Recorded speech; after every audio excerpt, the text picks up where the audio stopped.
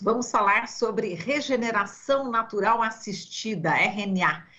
Essa regeneração natural assistida é um meio termo entre a recuperação natural e o plantio ativo de árvores. Está chamando cada vez mais a atenção de cientistas e produtores por sua alta eficácia e flexibilidade de aplicação em várias paisagens. Um novo estudo publicado recentemente mostra como essa técnica simples e de baixo custo pode ser crucial para recuperar florestas nos diferentes biomas brasileiros, ajudar o produtor rural a se adequar, inclusive ao Código Florestal, e mitigar as mudanças climáticas. O estudo foi desenvolvido pelo WR Brasil com outros parceiros. A gente vai conversar nesse momento com a Mariana Oliveira, ela que é coordenadora de projetos do WRI Brasil, Instituto de Pesquisa que transforma grandes ideias em ações para promover a proteção do meio ambiente,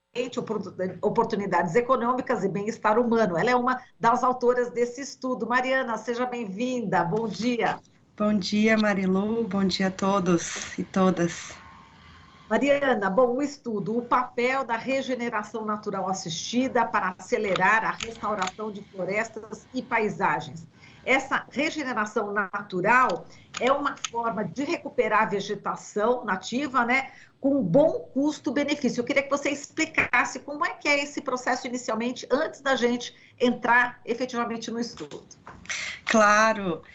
A regeneração natural assistida, ela é uma técnica de restauração em que as pessoas recuperam uma área degradada, mas se aproveitando da capacidade da natureza de se regenerar sozinha.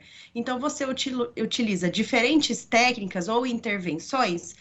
Pode cercar a área, pode jogar semente, pode plantar uma muda, enfim, você usa diferentes formas para ajudar com que essa floresta ela volte e volte mais robusta, ela volte com mais qualidade ambiental, vamos chamar assim. E o que a gente tem visto, Marilu, né, os estudos estão mostrando aí, a partir disso que a gente sistematizou no último ano, vou dizer assim, é que ela tem um melhor custo-benefício quando comparado a outras técnicas de reflorestamento tradicional, né? Tem estudos mostrando que, por exemplo, na Mata Atlântica, ela custa 77% a menos do que ir lá fazer um plantio só com mudas, aquele tradicional. E eu acho que é importante lembrar também que a gente está vivendo tempos de mudança climática, né? Então, a RNA, ela tem o potencial aí, se a gente restaurar tudo que dá e utilizar ela nas áreas que são apropriadas, ela tem o potencial de absorver 23% das emissões de carbono do mundo. Então, o potencial que ela representa, quando a gente olha para o custo dela e para as diferentes soluções que a gente tem para combater a crise climática, ela é super relevante nesse cenário. Exato, e vocês fizeram um estudo também em parceria com outras instituições, né? Eu queria que você falasse um pouquinho desses parceiros e as estratégias, né, que vocês utilizaram para essa pesquisa. Claro, a gente fez esse estudo primeiro colaborando com o nosso escritório dos Estados Unidos, né? Então a gente pesquisou também casos internacionais, né, de pessoas que estão utilizando a regeneração natural assistida como técnica e mais 3 organizações brasileiras, o Amazon, o Instituto Centro de Vida e a Suzano. E a gente, nesse estudo, analisou 24 casos de regeneração natural assistida, sendo que, a partir disso, né, a gente observou alguns padrões, algumas questões que se destacaram, que a gente chama de fatores chaves de sucesso. Então, a gente olhou as principais intervenções que foram feitas e a gente foi entender o que tinha de comum dentro desses 24 casos para entender qual que era esse potencial para disseminar essa informação e dar escala a essas informações, né? E aí, o que a gente encontrou também, Marilu, é que ele tem a promoção da regeneração natural assistida, ela está muito vinculada a algumas questões. Por exemplo, muitas pessoas usam ela para se adequar ao Código Florestal, buscam nessa forma de restaurar a melhoria dos recursos hídricos, né? Garantir a segurança hídrica da propriedade rural, melhorar, recuperar a biodiversidade, proteger o habitat de algumas espécies de animais. Tem uma questão também de gerar e complementar a renda das famílias rurais, porque muitas pessoas vão nessas áreas, tiram uma fruta, tiram um alimento, enfim, tiram algum produto que pode ser comercializado. Além, lógico, dessa questão da mudança climática que eu já comentei, que em alguns casos existe o pagamento, né, de serviços ambientais pela conservação e restauração dessas áreas. E eu acho que vale a pena destacar também que muitas vezes o setor privado está envolvido nisso, né? Então, as empresas também estão desempenhando um papel interessante de compor e financiar, muitas vezes, alguns desses arranjos como parte da sua estratégia de atuação também. Muito bem. E aqui no Brasil, né, a gente está vendo aqui, pelo material, né, que vocês enviaram, que a regeneração natural assistida está sendo, inclusive, implementada em 8 estados, né? Bahia, Espírito Santo, Mato Grosso, Paraíba, Pará, Paraná, Santa Catarina e São Paulo. Aí eu queria que você falasse alguns exemplos, né? A gente tem aqui vários exemplos, né, em municípios, ou do interior, ou do litoral de São Paulo, mas, enfim, em diversas partes desses estados que a gente acabou de falar. E queria que você desse exemplos na prática, assim, qual que é o resultado na prática e em relação a essas experiências que vocês estudaram. Claro, vou começar aqui por São Paulo. Um exemplo super legal é da Associação Ambientalista Copaíba, em Socorro, que está sendo foi liderado, né, por uma ONG local. E junto com, elas já estavam promovendo a restauração na região, vinculada a programas de pagamento por serviço ambiental, então remunerar o produtor ou a produtora rural pelo serviço de geração, melhoria da qualidade hídrica, vou dizer assim, né? Então, restaurando nascentes, beiras de rios, APPs, né? E aí eles estavam fazendo isso, mas o custo da restauração era muito alto. Então, quando eles conseguiam um recurso para restaurar, eles não conseguiam restaurar tantas áreas. Então, eles começaram a usar a regeneração natural assistida para conseguir fazer mais com menos dinheiro, sem perder a qualidade ambiental, que é super importante, né? Porque não adianta você também fazer uma restauração meia boca. Tem que garantir que a floresta está voltando e está voltando com qualidade. Então, a partir desse momento, né, que eles passam a introduzir algumas dessas intervenções para baratear o custo da restauração, eles conseguem envolver mais pessoas, mais produtores rurais, ampliar o número de nascentes que foram restauradas, de beiras de rio, e ao mesmo tempo garantindo aí que a restauração ela aconteça e de forma mais rápida também. Tem outros casos em que, por exemplo, no Paraná, tem uma organização que se chama Mater Natura também. Eles foram trabalhar em assentamentos de reforma agrária, junto com faxinalenses, quilombolas, porque eles estavam fazendo o manejo de áreas florestais, onde tinha araucária, eles estavam deixando os animais fazer ali a sua pastagem e tudo, só que estava degradando a floresta. Então, o que eles fizeram? Eles cercaram a área, fizeram um enriquecimento com diversas espécies que eles usam para tirar proveito daquela área. Então, ao mesmo tempo, e fazer também uma rotação, né? Não ficar ali manejando o tempo todo a floresta. Então, a partir desse momento em que que eles foram, né, fazendo a introdução das espécies, fazendo um plantio, enriquecendo e ao mesmo tempo dando um tempo para a floresta crescer, eles conseguiram, inclusive, introduzir a erva mate. Então, eles tiram a parte da sua renda da produção da erva mate que vem dessas áreas de regeneração natural assistida, que tem a erva mate sendo produzida com espécies nativas da Mata Atlântica, por exemplo. Então, é super legal esses diferentes arranjos, que primeiro, bem focado em água, o segundo, olhando para a renda, né, olhando para essas pessoas que estão fazendo uso dessa floresta, e tem casos, por exemplo, vou dar um exemplo amazônico, né, porque todo mundo adora a Amazônia, então é sempre legal trazer um de lá, que é o caso do próprio Amazon, assim, né, que é um dos parceiros desse projeto.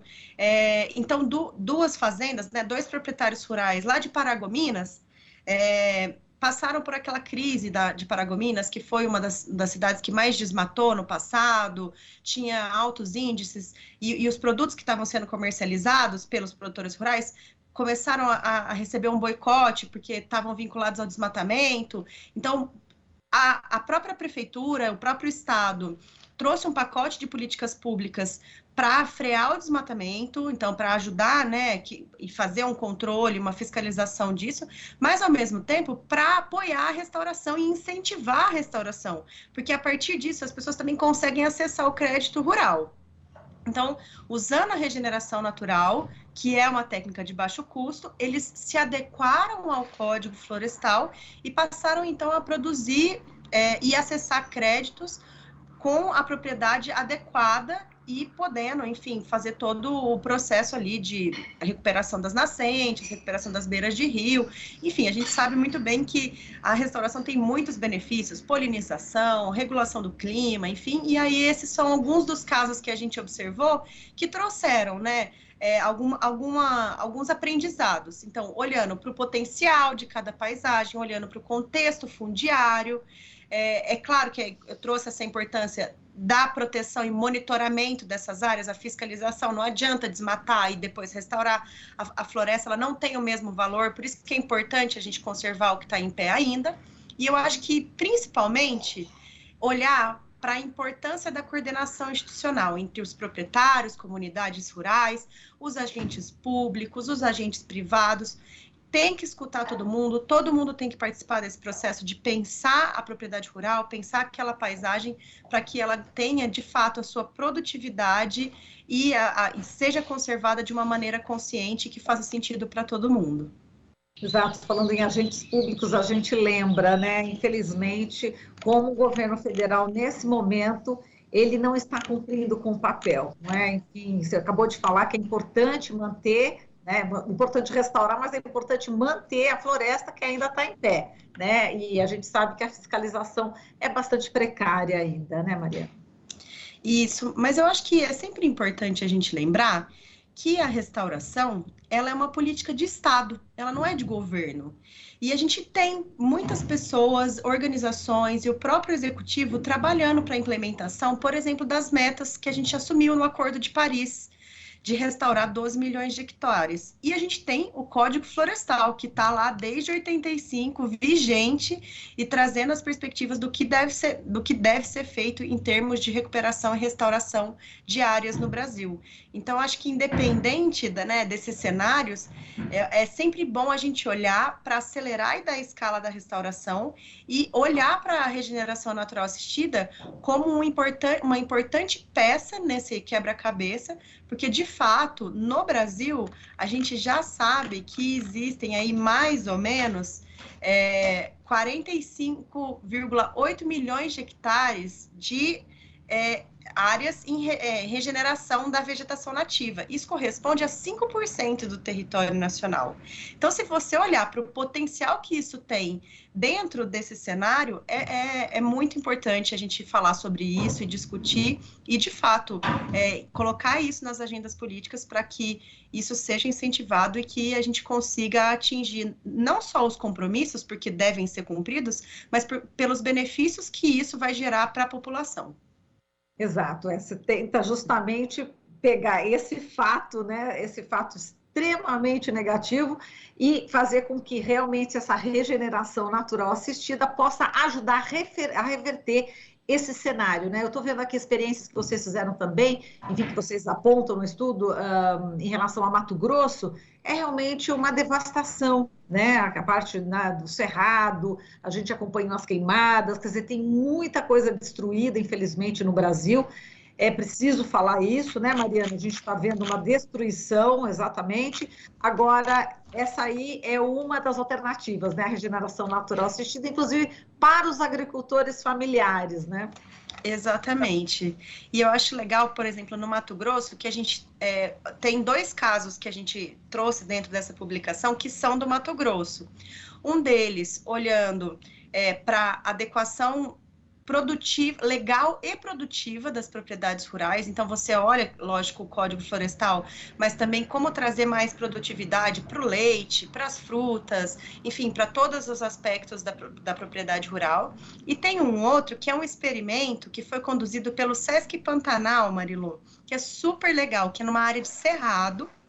E nessa área, eles fizeram vários experimentos, utilizando, inclusive, o manejo de gado como uma forma de apoiar a recuperação dessas áreas, porque daí o gado ia nessas áreas e comia as espécies invasoras, as gramíneas que não eram nativas, e isso ajudou com que algumas das espécies nativas ganhassem força e conseguisse crescer com mais qualidade, com mais saúde. Então é super interessante também para a gente entender o papel da pesquisa nesse processo, as diferentes especificidades dos biomas brasileiros, então o que funciona na Amazônia, o que funciona no Cerrado, o que funciona na Mata Atlântica, e entender também que o gado faz parte da vida do produtor rural. A gente não pode ignorar isso. Então, como que a gente vai colocar essas duas peças juntas, a floresta e o gado, para a gente entender como que eles podem funcionar juntos, separados, com cerca, sem cerca,